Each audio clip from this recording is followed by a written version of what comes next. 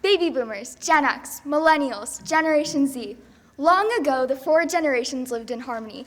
Everything changed when the fire attacked. Only the Avatar, the master of all four generations, could stop them. But when the world needed him most, he vanished. Who is this Avatar I speak of? Well, you'll just have to stay tuned to see.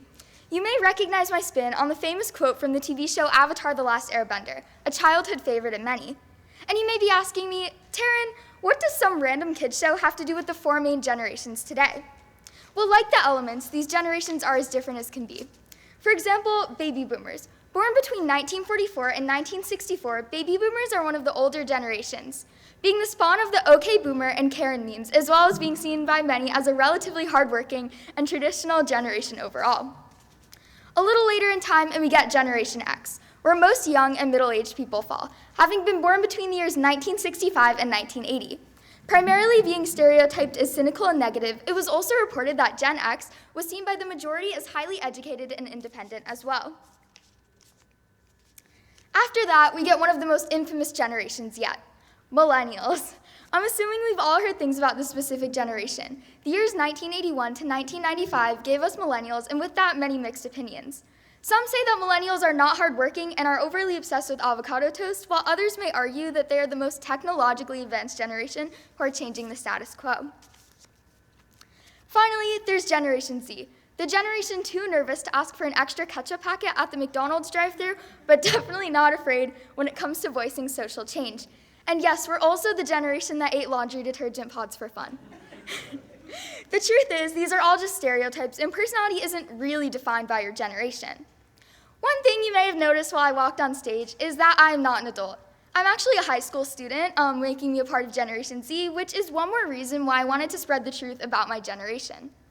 When someone first hears the words Gen Z, their immediate thought is probably someone who spends all of their time on social media, is self-centered, and doesn't really know anything about what's going on. In reality, none of that is true, except maybe sometimes the social media part. So today I'm going to go on a journey and explaining to you more about my generation and the stigma around it. Hopefully teaching some of you something that might make you think differently about tomorrow's leaders. To be able to truly understand my generation, I think we should first dive into some of the more superficial factors, that is, our humor, and then expand from there. One thing that stands out to me a lot about my generation is our sense of humor. It's something so unique that even trying to explain it to any other different age group can be really difficult. The truth is, much of Gen Z's humor is completely meaningless, layered in so much irony that it doesn't really make sense. But that's what makes it funny. I can't tell you how many times I've gone over to my dad and shown him a meme and he had no idea what it meant. I don't get it. Well, that's the point. On the surface, these may just look like pointless memes, but a deeper dive into Gen Z humor can actually tell us a lot about our current generation. A lot of the characters we idolize and things we make memes about are solely based off of irony. For instance, movies such as Shrek and the Emoji Movie have become especially popular memes just because of the irony involved. Childhood TV shows and reality TV show characters become memes just because people find their characters funny. People begin laughing at these things ironically, creating a whole entire unironic sense of humor out of them.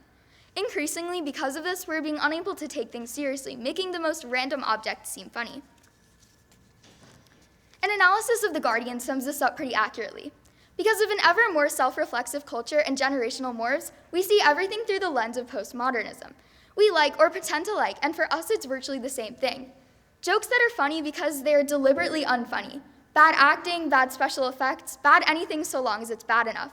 Instead of looking at a well-structured joke that seems to make sense, a lot of Generation Z finds it a lot funnier to watch something bad that might not have even meant to be a joke. This creates a somewhat confusing sense of humor that is nonetheless funny. In fact, because of Generation Z humor, I've developed a habit of thinking about random things at random times and laughing at the complete wrong times. But why do we find these types of things funny? Why is something that other generations deem so nonsensical so entertaining for us? Well, I have a few theories. Generation Z was born into a world of ever-advancing technology. Most of us were alive for the creation of the first iPhones, social media apps, and modern pop culture icons.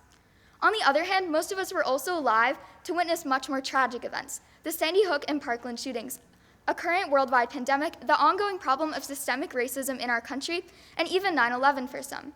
We see brutal and horrible things happening every day on the news.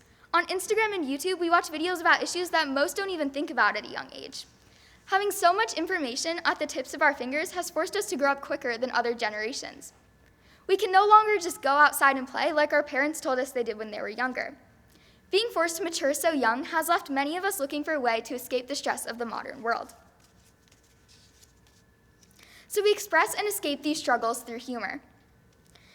Humor is a way for many people in Gen Z to deal with that fear and anxiety, and making memes and jokes can be a coping mechanism for many. Most importantly, though, we are making change. Most of us can't even vote yet, but we are finding ways to get involved and fight pressing issues. For instance, one of the most popular petitions on change.org was started by a 15-year-old, yielding tens of millions of signatures. We see all of these major issues around us, and we are finding ways to make change, create a better future for ourselves and future generations. By sharing videos and websites and helping to organize protests, we can help get justice for many lives that are lost and many issues that are facing our country. So why do so many adults seem to dislike Generation Z? Is it because they think our only personality trait is being obsessed with our phones? Is it because they think that once we grow up, we'll lead our world to eternal doom and oblivion? There's no true answer, but I can confirm that while it might seem easy being in Gen Z, it really isn't. But is being a teen ever easy? In the past, teenagers have had to deal with the usual school, family, sports, which can still be applicable today, only magnified by about 100. Psychology Today even says that the average high schooler has the same stress levels as a psychiatric patient in the 1950s. And keep in mind, that's just the average high schooler. That's not even the worst that many face. Teens are pressured today to become the unattainable status of being perfect. Get perfect grades, be perfect in every sport you play, every club you're in. We're taught from a young age that everything is on social media, and we live in a world where everything can be put online. We scroll through Instagram every day, seeing people that we deem as perfect, and destroy our own self-esteem just to act like them, and so much that we lose ourselves in the process.